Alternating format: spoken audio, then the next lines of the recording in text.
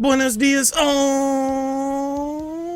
RGT85 here. Hope everyone is having a great day. My stomach feels much better. I didn't eat anything yesterday except for some soup, and now I feel better. But you're not here to hear about my stomach issues. You are here to hear about the latest in video game news, and we got a lot of stuff I want to talk about today. If this is your first time on the channel, be sure to hit that subscribe button, like, comment, and share if you really enjoyed the video. But without any further ado, let's talk about what's going on in the world of video games, and we're going to start things off with some new Sega Genesis games added to the Nintendo Switch Online service. Now, a couple days ago on the channel, I told you guys, hey, there's probably going to be some games added to the service very soon, potentially within a week or so from the time when I made that video. I believe I made that video on Monday, and lo and behold, we did get some new Sega Genesis games added to the service, and I just want to briefly talk about these games to let you guys know what these games are all about. Now, at the bottom of the list, we have Space Harrier 2. I don't know, like, I think this is one of those games where if you were a kid and you played this game, you probably have nostalgia for it, but it just didn't run all that great on the Sega Genesis. It's Space Harrier. If you know anything about the franchise, you know how the game itself works. It's not a terrible game or anything like that, but I feel like most of the enjoyment from this game definitely sort of relies on nostalgia and not necessarily in the quality of the game itself. Not a bad game. If you're a Space Harrier 2 fan, I salute you, and you know, go enjoy your Space Harrier 2.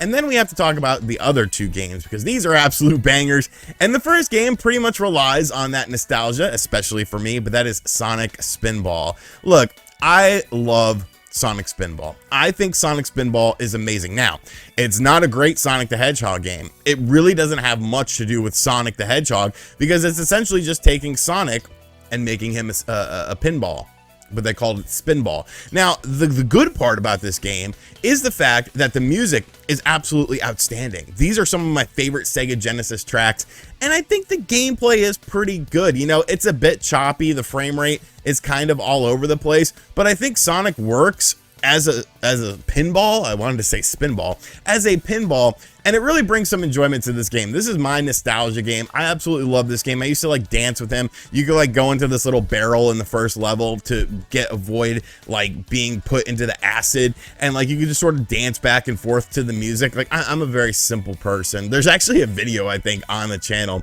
of me talking about Sonic Spinball and why it is pure greatness. So yeah, I'm very excited to see that. And Shining Force 2. Now, this is probably the highest quality game, the game that's aged the best out of all of these.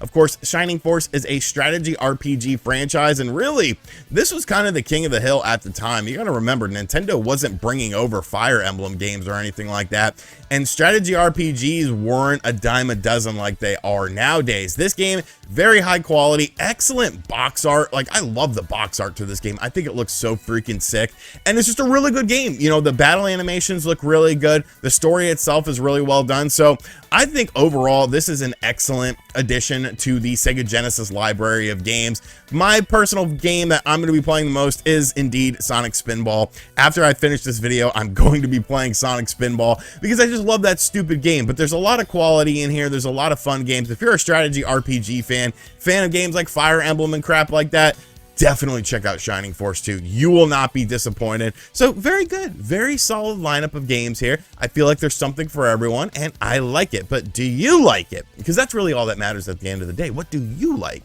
Let me know in the comments down below. And finally, with Xenoblade Chronicles 3 getting a July release date, there was one big question that was happening. Well, what's up with Splatoon? What's up with Splatoon 3? Because I thought that was going to be the summer game. I hypothesized that these two games essentially flip-flopped in terms of the release date for them, and guess what? I was right once again. I get a few things right, people. Like, I could sort of look at things and sort of deduce reasoning and logic with these things, and sure enough, I was right. Go check the tapes from the earlier videos this week. I said that that was probably going to be the case, and indeed I was right. So Splatoon 3 got a new release date today. It got a brand new trailer today, and there's actually something for Nintendo Switch Online members as well with this. So let's talk about the Switch Online stuff, since we just talked about the Sega Genesis stuff. I think this is very cool and honestly very surprising, because I believe I never got around to getting this. So Splatoon 2 had a DLC expansion pack called the Octo Expansion Dlc.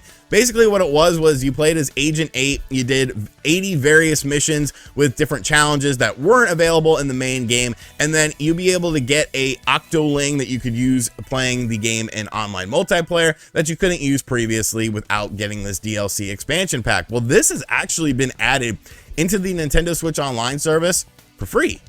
So now, if you never got around to getting that, you can get this DLC for free. And, you know, these are the things that I keep saying that Nintendo needs to focus on. These are the things I keep saying that Nintendo really needs to be pushing, is stuff like DLC for your games available in this expansion pack, because now the value, it goes up astronomically.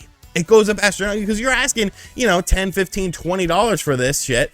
But then you're like, yo, get this expansion pack for extra, and you get it included in there. And the value just extremely goes up, and it makes it a lot better of a service. So I will be checking this out. I never got around to checking it out in the base game when it came out. I haven't played Splatoon 2 in Jesus Christ, who knows how long, you know, but I am looking forward to checking this out. And the fact that they're including this in Nintendo Switch Online now is a very good thing. But Splatoon 3, like I said, it has a new release date, it has a concrete release date, and the game will be coming out on September 9th. So pretty much flip-flopping with what we saw, of course, with Xenoblade Chronicles, because Xenoblade Chronicles was supposed to be a September game, Splatoon was supposed to be the summer game, and they switched places. Why is that the case?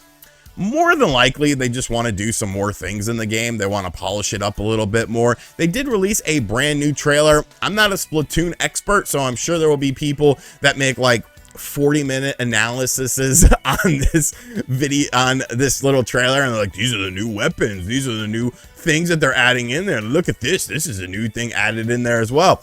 I'm not going to sit here and do that because I'm not an expert in the game, but I will say it looks good. You know, it looks good. It looks like Splatoon. It seems like the game is running nice and smooth. Really, Splatoon is a game that I feel isn't very taxing, but the art style makes it sort of stick out a bit. Like the original Splatoon is still a gorgeous looking game. Splatoon 2 came out so early in the Switch's life cycle. I mean, let's be real, that was probably another Wii U game. Maybe one day I'll do a video talking about, I don't even need to do that, because the fact is pretty much everything that came out in the first year of the Switch's life cycle more than likely was a Wii U game. So I thought that game looked good. It ran a bit smoother, and Splatoon 3, you know, pretty much the same thing, just expanding upon the base gameplay, expanding upon the core universe, and making it better, adding in more, bigger, and better. This is a thing, you know, kind of like we talked about the other day with God of War Ragnarok. It does kind of look like a DLC thing. Like if it was a DLC thing, I don't think anyone would be surprised, but that's what you're supposed to do with sequels. That's what you're supposed to do with games like this. You're supposed to take upon the base game and expand upon it and make it look better, unless it's a reboot or something like that. Like, what's the problem? What's the problem with looking like an expansion of the base game? So very, very cool stuff here. But I think really, honestly, to me, the bigger story is the inclusion of the DLC into the Switch Online service expansion pack, because going forward, now we're pretty much at a point in time where I feel like we expect this.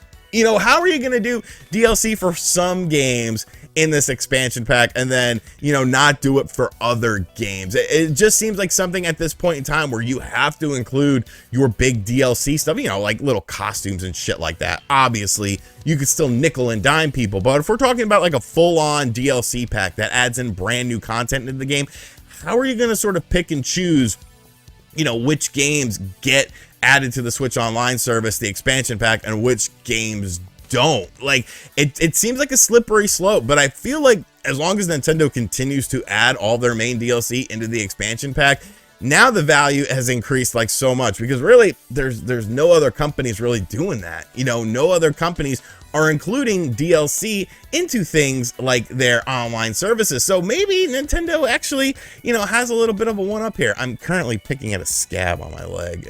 Maybe Nintendo, you know, has a bit of a one-up here. Maybe they have something going on that they can expand upon to make their service a bit more unique than, of course, what these other companies are doing, because, you know, they're not really doing that all that often with their games, unless, I guess, Game Pass. I guess Game Pass, you could get DLC for free. That's a little bit different. I know Game Pass is just built like a completely different beast. So, are you excited for Splatoon 3? Do you think this is going to be a really good game? Would you have liked to see more from it? Do you think that they've done enough to differentiate it from Splatoon 2? Are you going to be checking out the DLC in the game for Splatoon 2 on the expansion pack? Let me know in the comment section down below. Alright guys, so that is going to do it for today's video. A lot of Nintendo stuff, but I mean, really where the news is popping. Not a lot of stuff going on with the other companies right now. Once it does end up happening with the other companies, I of course will be talking about it. But let me know your thoughts about everything in the comment section down below. What you liked from this information, what you didn't like. Are you a fan of Space Harrier 2? Am I sleeping on this game? Because every time I try to play it, I was just kind of like, oh. And as always, thank you guys for checking out this video. Like I said at the start, if you are new to the channel, be sure to hit that subscribe button, like, comment, and share if you really enjoyed the video. I love all of you guys for watching my stupid ass talk about video games. Check me out on Cameo if you haven't yet. 5-star reviews across the board. Everyone loves the work I do on there. And as always, I'll catch you guys on the next video. Later.